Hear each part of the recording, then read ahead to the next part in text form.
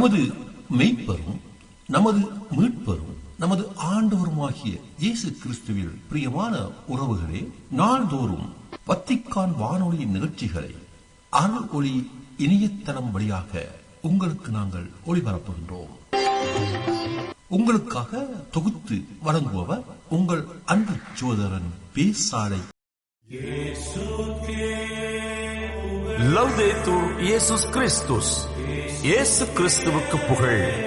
தமிழ் கூறும் நல் உலகில் வாழும் அனைத்து அன்பு உள்ளங்களுக்கும் வத்திக்கான் வானொலியின் வணக்கம். இறைவன் உங்கள் உள்ளத்தையும் இல்லத்தையும் தன் அன்பாலும் அருளாலும் அமைதியாலும் இன்றும் என்றும் நிரப்புவாராக.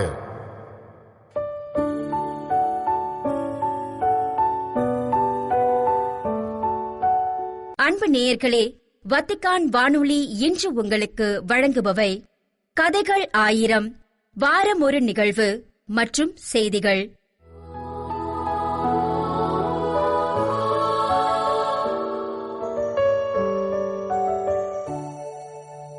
கதைகள் 1000.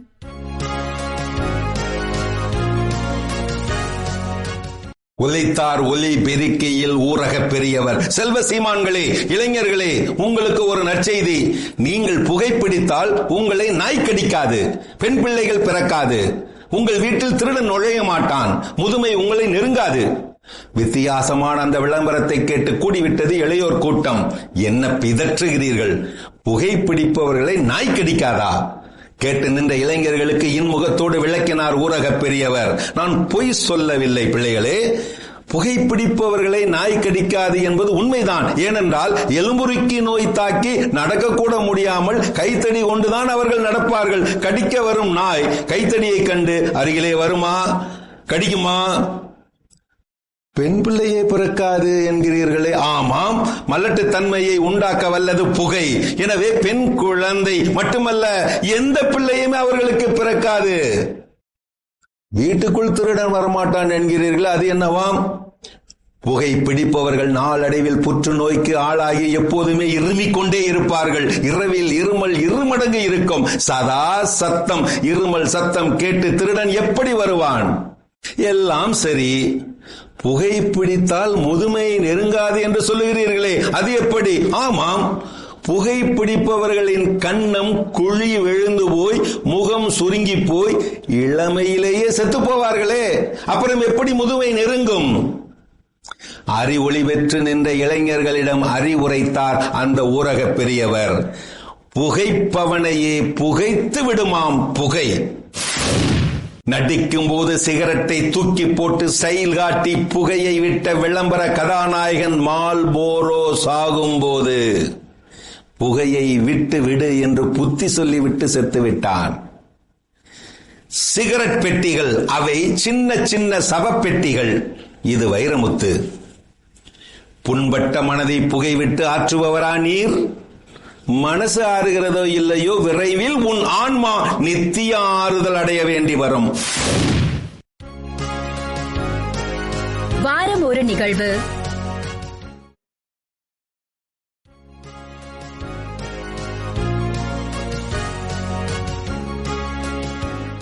உலக இளைஞர் தினம் மற்றும் இந்திய சுதந்திர தினம். உலக இளைஞர் தினம் ஒவ்வொரு ஆண்டும் ஆகஸ்ட் 12ஆம் தேதி உலகம் முழுவதும் மிக முக்கியமாக கொண்டாடப்படுகிறது. பூமியில் உள்ள இளைஞர்களின் அசாத்திய திறமை, இளமை ஆற்றல் மற்றும் சமூக பங்களிப்பை சர்வதேச அளவில் பாராட்டி ஊக்குவிப்பதே இந்நாளின் முதன்மை நோக்கமாகும். இன்றைய காலகட்டத்தில் இளைஞர்கள் ஒரு நாட்டின் மிகப்பெரிய செல்வமாகும், எதிர்கால தூண்களாகவும் பார்க்கப்படுகிறார்கள் என்பதால் அவர்களின் கல்வி, திறன் மற்றும் நற்பண்புகள்தான் ஒட்டுமொத்த தேசத்தின் எதிர்கால வளர்ச்சியை தீர்மானிக்கும் மிக முக்கிய காரணிகளாக உருவெடுத்துள்ளன. இன்றைய நவீன உலகில் அறிவியல் மற்றும் தொழில்நுட்ப வளர்ச்சி அரசு வேகத்தில் முன்னேறி வருவதால் கல்வியுடன் சேர்த்து புதிய வாழ்வியல் திறன்களை கற்றுக்கொள்வது இளைஞர்களுக்கு மிகவும் அவசியமான ஒன்றாக மாறியுள்ளது. வெறும் ஏட்டுக் கல்வியுடன் நின்றுவிடாமல் மாறிவரும் காலத்தின் தேவைக்கேற்ப புதிய தொழில்நுட்ப தகுதிகளை தொடர்ந்து வளர்த்துக் கொள்ளும் மனப்பாங்கே அவர்களின் வாழ்க்கையின் வெற்றிக்கான அடிப்படையாகும். இளைஞர்கள் கல்வியில் சிறந்து விளங்குவதோடு மட்டுமல்லாமல் தங்களின் தனிப்பட்ட வாழ்க்கையில் நல்லொழுக்கம், சமுதாய பொறுப்புணர்வு மற்றும் மனிதநேயத்தையும் வளர்த்துக் கொள்ள வேண்டும். இத்தகைய நற்பண்புகள்தான் அவர்களை எதிர்காலத்தில் ஒரு நாட்டின் சிறந்த குடிமக்களாகவும் வழிநடத்தும் தகுதி வாய்ந்த தலைவர்களாகவும் உருவாக்குகின்றன. சமூக முன்னேற்றத்தில் இளைஞர்களின் பங்கு எப்பொழுதும் அளவிட முடியாதது என்பதால் நாட்டின் பல்வேறு நற்பணிகளிலும், சுற்றுச்சூழல் பாதுகாப்பு இயக்கங்களிலும், தன்னார்வ சமூக சேவைகளிலும் அவர்கள் எப்போதுமே முன்னிலை வகிக்க வேண்டும். இன்றைய காலத்தில் தேவைக்கேற்ப வேலை வாய்ப்பு மற்றும் தொழில் முனைவு திறன்களை வளர்த்துக் கொண்டு நாட்டின் பொருளாதார வளர்ச்சிக்கு அவர்கள் வலு சேர்க்க வேண்டும்.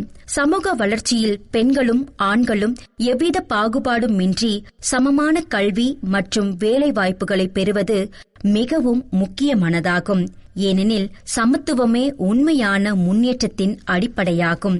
மேலும் இன்றைய டிஜிட்டல் யுகத்தில் இளைஞர்கள் இணையத்தையும் சமூக ஊடகங்களையும் மிகவும் பொறுப்புடன் பயன்படுத்த பழக வேண்டும். சமூக வலைத்தளங்களை வீண் பொழுதுபோக்கிற்காக மட்டும் பயன்படுத்தாமல் அறிவு, வளர்ச்சி, கல்வி மற்றும் சமூகத்தில் நல்ல மாற்றங்களை உருவாக்குவதற்காக பயன்படுத்துவது அவசியமாகும். இளைஞர்கள் தங்களின் எதிர்கால பணிகளுக்கு நடுவே தங்களது மனநலம், உடல் நலம் மற்றும் ஆன்மீக நலன் ஆகியவற்றிலும் தனி கவனம் செலுத்த வேண்டியது இன்றியமையாதது ஆகும். ஏனெனில் இந்த முழுமையான வளர்ச்சியே அவர்களின் வாழ்க்கையை வளப்படுத்தும். உலக இளைஞர் தினம் என்பது அவர்களின் வாழ்க்கையை வளப்படுத்தும். உலக இளைஞர் தினம் என்பது இளைஞர்களின் கனவுகளையும் திறமைகளையும் உலகிற்கு எடுத்துக்காட்டும் ஒரு உன்னதமான நாளாகும். பெற்றோர்கள், ஆசிரியர்கள் மற்றும் ஒட்டுமொத்த சமுதாயமும் இளைஞர்களை சரியான பாதையை காட்டி நல்ல வழிகாட்டுதலை வழங்கும் போது அவர்களின் ஊக்கமே இளைஞர்களின் வெற்றிக்கு அடித்தளமாக அமைகிறது. இந்த இளைஞர் தின கொண்டாட்டத்தை தொடர்ச்சியை அடுத்து ஆகஸ்ட் மாதத்தின் மற்றொரு முக்கிய நாளாக இந்திய சுதந்திர தினம் ஒவ்வொரு ஆண்டும் ஆகஸ்ட் 15ஆம் தேதி நாடு முழுவதும் தேசப்பற்றுடன் சிறப்பாக கொண்டாடப்படுகிறது. 1947ஆம் ஆண்டு இதே ஆகஸ்ட் 15ஆம் நாளில்தான் நமது பாரத தேசம் பல நூற்றாண்டுகளாக நீடித்த பிரிட்டிஷ் ஏகாத்திய ஆட்சியின் அடிமைத்தனத்திலிருந்து முழுமையாக விடுதலை பெற்று நாம் இன்று அனுபவிக்கும் இந்த சுதந்திர காட்சி என்பது கடந்த காலங்களில் வாழ்ந்த எண்ணற்ற தியாகிகளின் மாபெரும் தியாகங்களின் புனிதமான பலனாகும். நமது தாய்நாட்டின் விடுதலைக்காக மகாத்மா காந்தி, சுபாஷ் சந்திரபோஸ், பக்தர் சிங், ஜவஹர்லால் நேரு உள்ளிட்ட வரலாற்று சிறப்புமிக்க எண்ணற்ற தலைவர்களும் விடுதலை போராட்ட வீரர்களும் தங்களின் சுபபோகங்களை மறந்து இன்னுயிரை தியாகம் செய்து நமக்கு இந்த விடுதலையை பெற்று தந்தனர். ஒவ்வொரு ஆண்டும் சுதந்திர தினத்தன்று நாடு முழுவதும் பள்ளிகள், கல்லூரிகள் மற்றும் அரசு அலுவலகங்களில் மூவண்ண தேசிய கொடி பெருமையுடன் ஏற்றப்பட்டு மக்கள் அனைவரும் மரியாதையுடன் எழுந்து நின்று நமது தேசிய கீதத்தை இசைக்கின்றனர். சுதந்திர தின நாளன்று நாடு முழுவதும் தேசப்பற்றை வளர்க்கும் பல்வேறு கலை நிகழ்ச்சிகளும் விழிப்புணர்வு பேரணிகளும் மிக சிறப்பாக நடத்தப்படுகின்றன. நமது இந்திய தேசிய கொடி என்பது நமது நாட்டின் ஒற்றுமை, தியாகம் மற்றும் தொடர்ச்சியான முன்னேற்றத்தின் மிக உயர்ந்த அடையாளமாகும். நாட்டின் கௌரவத்தை பிரதிபலிக்கும் அந்த தேசிய கொடியை எப்போதும் போற்றி மதிப்போம். எப்போதும் போற்றி மதிப்பதும் அதன் கண்ணியத்தை பாதுகாப்பதும் இந்த பூமியில் வாழும் ஒவ்வொரு இந்திய குடிமகனின் புனிதமான தலையாய கடமையாகும். நாம் பெற்றுள்ள இந்த சுதந்திரம் என்பது நமக்கு வழங்கப்பட்டுள்ள உரிமைகள் மட்டும் குறிப்பதல்ல. அது நம் தாய்நாட்டின் மீதான தனிமனித பொறுப்புகளையும் நமக்கு எப்போதும் நினைவூட்டுகிறது. இந்தியாவின் ஒட்டுமொத்த வளர்ச்சிக்காக ஒவ்வொரு குடிமகனும் தங்களால் இயன்ற பங்களிப்பை தங்களின் துறைகளின் வழியே வழங்க வேண்டும். தற்போதைய சூழலில் கல்வி, அறிவியல், விண்வெளி தொழில்நுட்பம், விவசாயம் மற்றும் பொருளாதார போன்ற வெவ்வேறு துறைகளில் உலக அரங்கில் இந்தியா தொடர்ந்து அரசு வேகத்தில் முன்னேறி வருகிறது. இந்த வரலாற்று சிறப்புமிக்க வளர்ச்சியில் நாட்டின் ஒவ்வொரு குடிமகனின் உழைப்பும் அர்ப்பணிப்பும் மிக முக்கிய பங்காற்றுகின்றன. மதம், மொழி, இனம், கலாச்சாரம் ஆகிய வேறுபாடுகளை தாண்டி அனைவரும் இந்தியர் என்ற ஒரே உணர்வுடன் ஒற்றுமையாக வாழ்வதே உண்மையான தேசப்பற்றாகும். வேற்றுமையில் ஒற்றுமை என்ற உன்னதமான தத்துவம்தான் உலக நாடுகள் மத்தியில் இந்தியாவின் பெருமையையும் நமது நாட்டின் பலத்தையும் என்றென்றும் நிலைநிறுத்துகிறது. சுதந்திர தினம் என்பது நமது மாண்புமிகு வரலாற்றையும் தியாகிகளின் ஈடு இணையற்ற அர்ப்பணிப்பையும் நன்றியோடு நினைவு கூறும் புனித நாளாகும். அவர்களின் கனவுகளை நனவாக்கும் பெரும் பொறுப்பு நம் அனைவருக்கும் உள்ளது. மாணவர்கள் மற்றும் இளைஞர்கள் சுதந்திர போராட்ட வீரர்களின் உன்னதமான வாழ்க்கையை ஆழமாக படித்து அறிந்து அவர்களின் நாட்டுப்பற்றை தங்களின் வாழ்வின் முன்மாதிரியாக கொள்ள வேண்டும். இது அவர்கள் எதிர்காலத்தில் நேர்மையான மற்றும் நல்ல குடிமக்களாக வளர்ப்பதற்கு பெரிதும் உதவும். முடிவாக, இந்திய சுதந்திர தினமும் உலக இளைஞர் தினமும் நமது உரிமைகளையும் சமுதாய கடமைகளையும் ஒரு சேர நினைவூட்டும் மிக உன்னதமான புனித நாட்களாகும். இளைஞர்களின் உன்னதமான ஆற்றலையும் அவர்களின் புதுமையான படைப்பாற்றலையும் தேசப்பற்றுடன் கூடிய சரியான பாதையில் வழிநடத்தினால் வளமான நாடும் அமைதியான உலகமும் உருவாகும். ஒற்றுமை, அமைதி மற்றும் தொடர்ச்சியான முன்னேற்றத்துடன் இந்தியாவை உலக அரங்கில் மேலும் உயர்ந்த மற்றும் வளமான நாடாக மாற்ற நாம் அனைவரும் ஒன்றிணைந்து பாடுபடுவோம் என இந்நாளில் உறுதியளிப்போம்.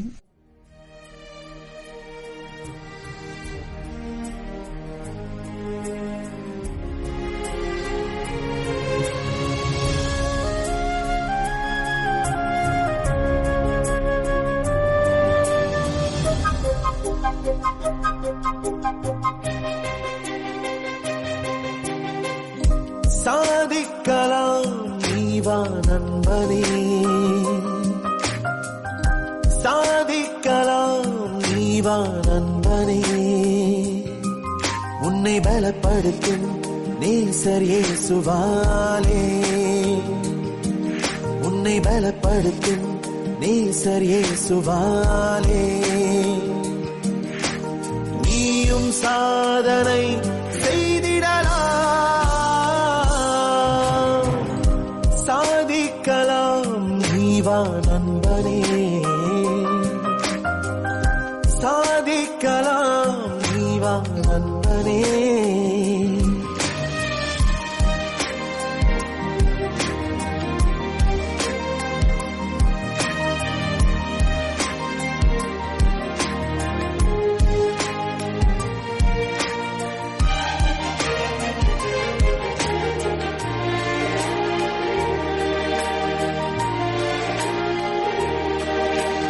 காலையில் மலர்ந்து மாலையில் மறையும் மலர்கள் மனம் வீசுதே, உறவுகள் இல்லாத பறவைகள் கூட மகிழ்வுடன் வாழ்கின்றதே. காலையில் மலர்ந்து மாலையில் மறையும் மலர்கள் மனம் வீசுதே, உறவுகள் இல்லாத பறவைகள் கூட மகிழ்வுடன் வாழ்கின்றதே. உன்னால் ஏன் முடியாது, உள்ளத்தில் சிந்தனை செய் நண்பா,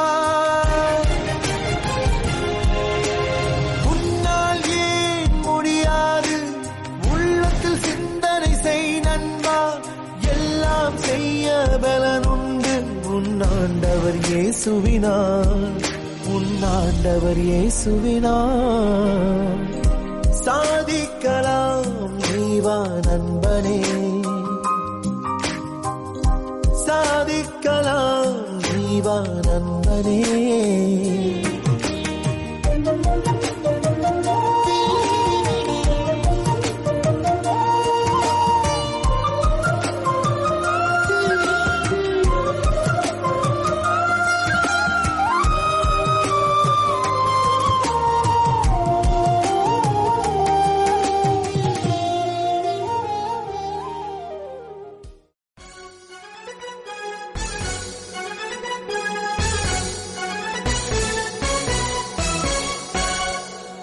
செய்திகள்.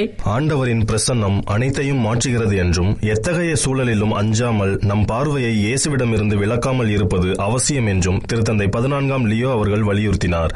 ஆகஸ்ட் 9 ஞாயிறன்று வத்திக்கான் புனித பேதுரு பெருங்கோவில் வளாகத்தில் கூடியிருந்த பல்வேறு நாடுகளைச் சேர்ந்த ஆயிரக்கணக்கான திருப்பயணிகளுக்கு வழங்கிய நண்பகல் மூவேளை இறைவேண்டல் உரையில் இவ்வாறு மொழிந்த திருத்தந்தை அன்றைய திருவழிபாட்டு நற்செய்தியில் இடம்பெற்றுள்ள இறை வார்த்தைகளை மேற்கோள் காட்டி இயேசு தமது சீடர்களுடன் புயலுக்கு மத்தியில் தண்ணீர் மீது நடந்து வந்த நிகழ்வை மையமாக கொண்டு தமது சிந்தனைகளை பகிர்ந்து கொண்டார். இந்த நிகழ்வு சீடர்களின் இதயத்திலிருந்து நீர் உண்மையாகவே இறைமகன் என்ற நம்பிக்கை அறிக்கையை வெளிக்கொணர்ந்ததாக குறிப்பிட்ட திருத்தந்தை புயலுக்கு மத்தியில் சீடர்கள் இயேசுவின் அமைதியை அனுபவித்ததைப் போல நம்பிக்கை கொண்டவர்கள் வாழ்க்கையின் சவால்களுக்கு நடுவிலும் கிறிஸ்துவின் அமைதியை பெற முடியும் என்று எடுத்துக்காட்டினார். மேலும் இந்த நிகழ்விலிருந்து 2 சிந்தனைகளை பகிர்ந்து கொண்ட திருத்தந்தை, முதலாவது, வெற்றியை எதிர்கொள்ளும் போது பெருமை கொள்ளக்கூடாது என்றும், இரண்டாவது, பிரச்சனைகளுக்கு முன் உதவியற்றவர்களாக உணரும் போதும் நமது முயற்சிகள் பின்னடைவை ஏற்படுத்துவதாக தோன்றும் போதும் நம்பிக்கையை இழக்கக்கூடாது என்றும் வலியுறுத்தினார். எந்த சூழ்நிலையிலும் இயேசு நம்மை கைவிடுவதில்லை என்று கூறிய திருத்தந்தை இறைவேண்டல், திருவருட்சாதனங்கள் மற்றும் இறைவார்த்தையை கேட்பதன் வழியாக இயேசுவை நம் வாழ்வில் ஏற்றுக்கொள்ளும் போது அவரிடமிருந்து அமைதியையும் ஒளியையும் நமது வாழ்வு பயணத்திற்கு தேவையான வலிமையையும் பெற முடியும் என்று எடுத்துரைத்தார். சிக்னஸ் உலக மாநாட்டின் 3வது மற்றும் இறுதி நாள் காலை அமர்வு திரு அவைக்கும் சமூகத்திற்கும் கத்தோலிக்க அருட்சகோதரிகள் ஆற்றி வரும் இன்றியமையாத பங்களிப்பை எடுத்துரைத்தது. உலகெங்கிலும் உள்ள அருட்சகோதரிகளுடன் இணைந்து பணியாற்றிய தனது அனுபவங்களை கான்ட்ராட் என் ஹில்டன் அறக்கட்டளையின் திட்ட செயல்பாடுகளுக்கான இணை தலைவரும் கத்தோலிக்க அருட்சகோதரிகள் முன்னெடுப்பின் தலைவருமான முனைவர் அருட்சகோதரி ஜென் வஹாஹியோ அவர்கள் பகிர்ந்து கொண்டார். 2026 ஆகஸ்ட் 6 அன்று ருவாண்டாவின் கிகாலியில் இடம்பெற்ற மாநாட்டில் தகவல் தொடர்பு பணியாளர்களிடம் உரையாற்றிய அவர் 2 முக்கிய முன்னெடுப்புகளை எடுத்துரைத்தார். தகவல் தொடர்புக்கான திருப்பீடத்துறையால் செயல்படுத்தப்படும் பெந்தகோஸ்தே திட்டம் கத்தோலிக்க அருள் சகோதரிகளை இணைத்து அவர்களுக்கு பயிற்சி அளித்து அவர்களின் குரல்களை வலுப்படுத்துகிறது. மேலும் விஸ்டம் கால்ஸ் திட்டம் அருள் சகோதரிகளையும் வணிக ஊடக தளங்களையும் இணைக்கிறது என்று குறிப்பிட்டார். கதை சொல்லலில் இறைவாக்கு சாட்சியம் என்ற தலைப்பில் பேசிய அருள் சகோதரி ஜெயின் அவர்கள் இறைவனிடமிருந்து உருவாகும் தொடர்பாடல், பாலமாக செயல்படும் தொடர்பாடல், நம்பிக்கையை வழங்கும் தொடர்பாடல், விளிம்புநிலை மக்களை மையப்படுத்தும் தொடர்பாடல் மற்றும் அன்பின் வெளிப்பாடாக அமையும் தொடர்பாடல் என 5 பரிணாமங்களை வலியுறுத்தினார். கிறிஸ்தவ தொடர்பாளர்கள் கதாநாயகர்களாக மாறுவதற்கு முன்பாக சீடர்களாக மாற வேண்டும் என்றும் மனித மற்றும் ஆன்மீக உருவாக்கத்தை தங்கள் பணியின் மையமாக கொள்ள வேண்டும் என்றும் நற்செய்தி அறிவிப்புக்கான திருப்பிடத்துறையின் செயலாளரான பேராயர் ஃபார்டுனாட்டஸ் நுவாச்சுக்வோ அவர்கள் வலியுறுத்தினார். ருவாண்டாவின் கிகாலியில் இடம்பெற்ற 2026ஆம் ஆண்டிற்கான சிக்னிஸ் உலக மாநாடு மற்றும் பிரதிநிதிகள் கூட்டத்தின் போது வத்திக்கான் செய்திகளுக்கு அளித்த பேட்டியில் இவ்வாறு கூறியுள்ள பேராயர் நுவாச்சுக்வோ அவர்கள், இன்ஸ்டாகிராம், டிக்டாக் மற்றும் யூடியூப் போன்ற எண்ணிம தளங்கள் நற்செய்தி அறிவிப்புக்கான புதிய தளங்களாக மாறியுள்ளன என்றும் கூறினார். எனவே நற்செய்தியும் இந்த தளங்களின் மூலம் அறிவிக்கப்பட்டு மக்களின் இதயங்களை தொட வேண்டும் என்றும், ஒவ்வொரு கட்டுரையும் படமும் மற்றும் ஒளி படைப்புகளும் வெறுமனே தகவல்களை பகிர்வதை தாண்டி செயல்பட வேண்டும் என்று அவர் வலியுறுத்தினார். கிறிஸ்தவ தகவல் தொடர்பு பணிகள் பாலங்களை அமைக்கவும், நல்லுறவையும் நம்பிக்கையையும் வளர்க்கவும், சந்திப்புகளை ஊக்குவிக்கவும், கடவுளின் அன்பையும் இயேசு கிறிஸ்துவின் பிரசன்னத்தையும் அறிவிக்கவும் வேண்டும் என்றும் குறிப்பிட்டுள்ளார். மத்திய அமெரிக்காவில் உள்ள ஹோண்டுராஸ் நாடு பெரும்பாலும் கவனிக்கப்படாத உள்நாட்டு இடம்பெயர்வு நெருக்கடியை எதிர்கொள்கிறது. மேலும் ஆயிரக்கணக்கான மக்கள் தங்கள் வீடுகளை விட்டு வெளியேறி நாட்டின் எல்லைக்கு உள்ளேயே இடம்பெயர வேண்டிய கட்டாயத்தில் உள்ளனர். நார்வே அகதிகள் வாரியத்தின் தகவலின்படி உலகின் மிகவும் புறக்கணிக்கப்பட்ட இடம்பெயர்வு நெருக்கடியில் ஹோண்டுராஸ் 6வது இடத்தில் உள்ளது. திட்டமிட்ட குற்றங்கள், கும்பல் அச்சுறுத்தல்கள், பணப்பறிப்பு மற்றும் ஆயுத குழுக்களின் மாநில ஆதிக்கம் ஆகியவற்றால் ஏற்படும் வன்முறைகள் காரணமாக பல குடும்பங்கள் தங்களது வீடுகளை விட்டு வெளியேறி பாதுகாப்பான இடங்களை தேடி வருகின்றனர். உலகளாவிய புலம்பெயர்ந்தோர் நெருக்கடிகளைப் போலல்லாமல் உள்நாட்டில் இடம்பெயர்ந்த மக்கள் பெரும்பாலும் கண்டுகொள்ளப்படாமலேயே இருக்கிறார்கள் என்றும், போதுமான குடியிருப்புகள், வேலைவாய்ப்பு அல்லது அத்தியாவசிய சேவைகள் இல்லாமல் நகரங்கள் அல்லது சுற்றுப்புறங்களுக்கு இடையே இடம்பெயர்கின்றனர் என்றும் நார்வே புலம்பெயர்ந்தோர் வாரியம் தெரிவித்துள்ளது. பருவநிலை மாற்றத்தால் இந்த நெருக்கடி மேலும் மோசமாகியுள்ளது என்று தெரிவித்துள்ள நார்வே புலம்பெயர்ந்தோர் வாரியம், சூறாவளிகள், வெள்ளம், வறட்சி மற்றும் மோசமான அறுவடைகள் விவசாயத்தை நம்பியிருக்கும் கிராமப்புற சமூகங்களை குறிப்பாக பாதித்துள்ளன என்றும் கூறியுள்ளது. இத்துடன் வத்திக்கான் வானொலியின் தமிழ் ஒளிபரப்பு நிறைவு பெறுகிறது. உங்கள் செவிமடுத்தலுக்கு நன்றி. தொடர்ந்து வத்திக்கான் வானொலியுடன் இணைந்திருங்கள். இறையாசிர் பெறுங்கள்.